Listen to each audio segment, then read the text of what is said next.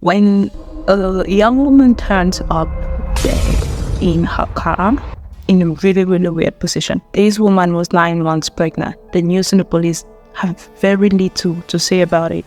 It makes you wonder if it's because she was black or if it's because the father to that baby was a married man with an entire family of his own. What's up, guys? Welcome back to the channel. I'm Jenny, and if you're new here, you're going to see a lot of true crime and a little bit of some fun stuff, us judging people's relationships. If you're old, you know we've been doing a lot of true crime stuff, but those can be really demanding mentally, so we're going to try to lighten it up, but you'll be getting at least 3 videos every week, and I'll try to be consistent. So thank you for sticking around with me, and let's get right into this video. To many, Memphis is a place to go and have a nice barbecue in the homes of some famous people, attracting millions and millions of visitors every year. However, if you check the stats, you're going to notice that it's one of the most violent states in the United States. And in the year 2023 alone, they had over 350 deaths caused by other people. And today's case is a case that happened in 1989. And this is a case of Nancy Ruth. Nancy was born on the 19th of January, 1957. And she was the youngest daughter of a family of 7. They had 4 boys and 3 girls. In 1975, Nancy graduated from Hamilton High School in Memphis, and she aspired to be a model. She was very tall, about 6 foot tall, and she was tall and beautiful, so she wanted to be a model. And even when she was in school, she joined a club that was called Modelette. And Nancy was just a fun-loving, lively person, and she enjoyed music, enjoyed food, and her favorite color was red, so her dad gave her the nickname Red. By 1989, she had moved out of her family's home, and she lived in Whitehaven, a neighborhood close to the Memphis International Airport. So Nancy got a job, and she worked at the U.S. Post Office bulk mail at 1921 Elvis Presley Boulevard. And it was at this job that Nancy met this co-worker of hers, and they got involved. Obviously, he was a married man, like I stated earlier, but he had given her the normal married man cheating bastard speech. Obviously, he was like, oh, he was no longer with his wife, like they were separated, and probably be like getting a divorce soon. But all of that was a cooked bowl of crap, because he and his wife had been together for 4 years, and they had 2 daughters together, and they had like no plans of separating. And obviously, I would imagine that his wife did not know about the affair going on, but Nancy was told a different story. So when Nancy told him that she was pregnant, you can imagine the shock and how all of that would affect his life back home. By October of 1989, Nancy was due to have the baby sometime that month. So at the start of the month, she had moved to a new place. She had already started decorating the rooms with like Disney stuff for her baby, and she was pretty excited to have like her first child. And she had decided names. She had decided that if it was going to be a boy, she'll call him Brandon, and if it was going to be a girl, she'll call the girl Brandy. So Nancy also made plans to give birth at the Baptist Memorial Hospital East. And because it was closer to her sister's house, Jacqueline White, she decided she was going to live with her during that time. And by this time, she had like less than a month to give birth. So she had already taken maternity leave from work, and she had actually started a trust fund for her baby. So she was expecting this child.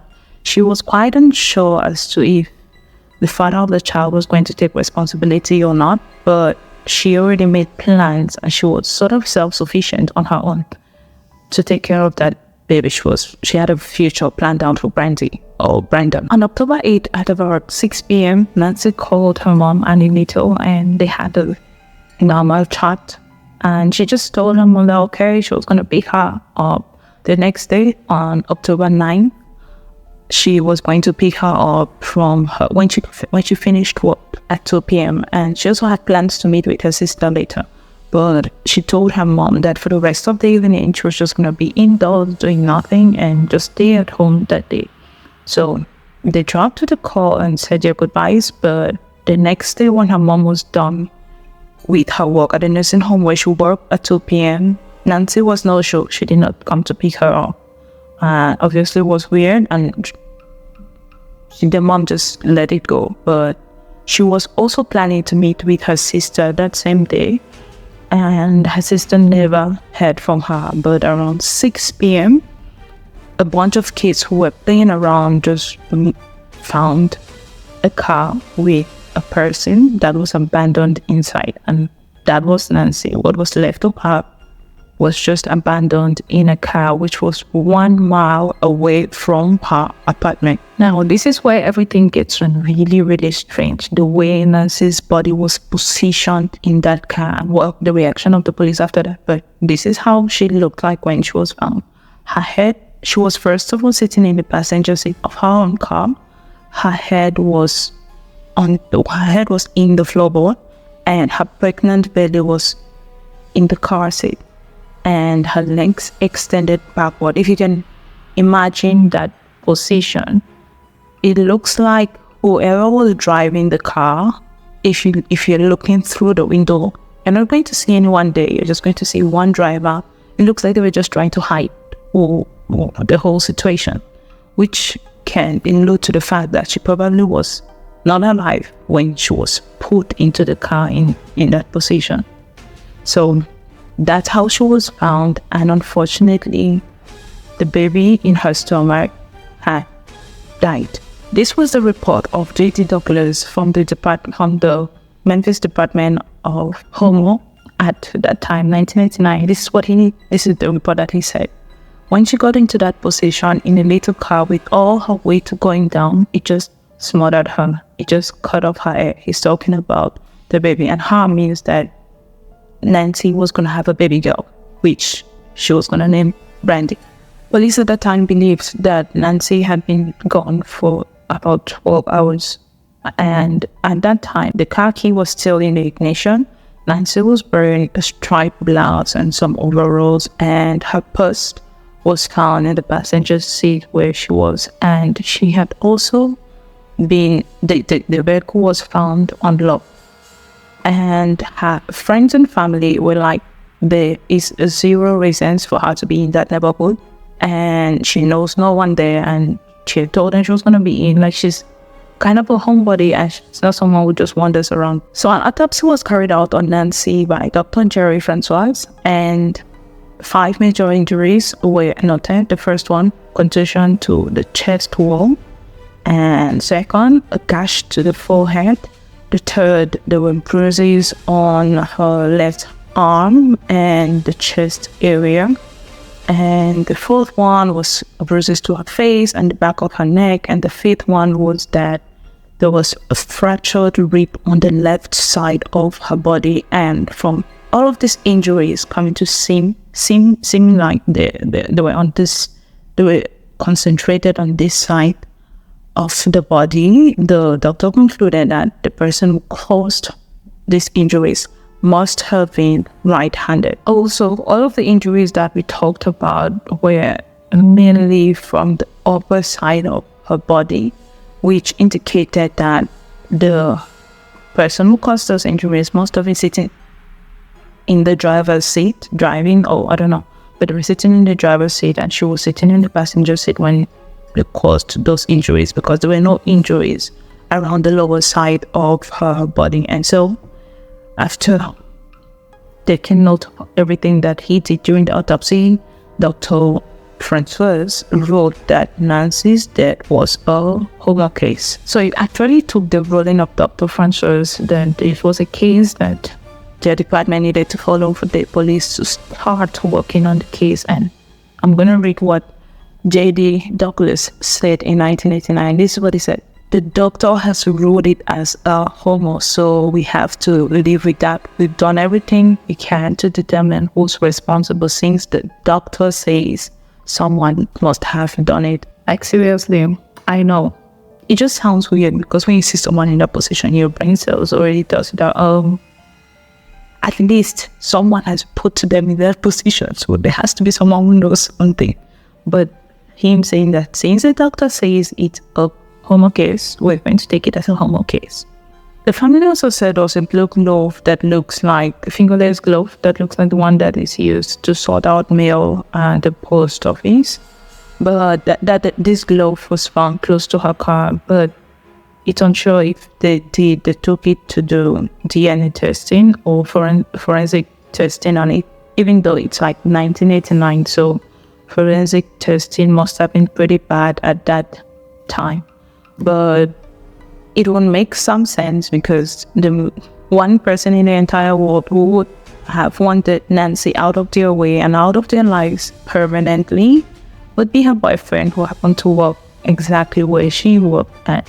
So let's talk about the boyfriend for a little bit. Throughout the entire time of this case, there was no named suspect. I mean, the boyfriend at that time had been brought in and detained and questioned separately, but the police claimed that there was no evidence to accuse him of a crime, and he had allegedly taken and failed the polygraph test, but they still had no evidence. And crazy, his alibi was his wife, which is kind of funny because he literally cheated on her and gotten another person pregnant. But she might have lied and decided to be his alibi to like keep her family together and, I don't know, do it for the kids. And it said that she also advised him to retain an attorney. He wasn't actually named a suspect until 2016. Crazy part is, if the boyfriend or whoever ended her was found and actually found guilty at the time, he would have only been tried for one crime, which is the ending of Nancy and not the baby, because at that time the law stated that the baby, like, someone needs to be alive and breathing to be considered human life lost. It would have only been tried for ending one person, even though, like, with all of the DNA, like they said, they collected some level of DNA because it was said that some blood droplets were found around the crime scene, but they believed it was that of Nancy. And also, you need to know, DNA was really bad at that time. But they said they had collected some DNA from around the steering wheel, which would be the very obvious place where the ender was sitting. And that DNA was going to give them a very good idea of who ended her. But then nothing came out of it, and the family didn't hear much about that, and the forensic person just kind of gave them the vibes that all of the DNA had been used up. The family is hoping that DNA testing would actually give them some closure as to who killed their daughter. Well, Nancy's baby was called Brandy, and she was buried with her mother, and she didn't get the chance to live the lives her mom had imagined or wished that she could have had. And Nancy's family is still trying to find answers to know what really happened to their sister, and her brother is offering a $50,000 reward to anyone that can bring information that leads them to some closure, to find answers. Nancy's boyfriend would be in his 60s right now, and there is no idea. He was never named. They never named him publicly. He's just known as Nancy's boyfriend. And we have no idea if he and his wife stay together and wherever they are. This is just my thinking, because one person wanted to have it all, have the wife and family, and still have a life outside of his family and not get caught. This was the sad story of Nancy and Brandy, two lives that were just ended, and the family is still hoping to get closure. I hope your souls rest in peace. And that was it for today's case. I'll see you guys on the next one. Let me know your thoughts in the comments below.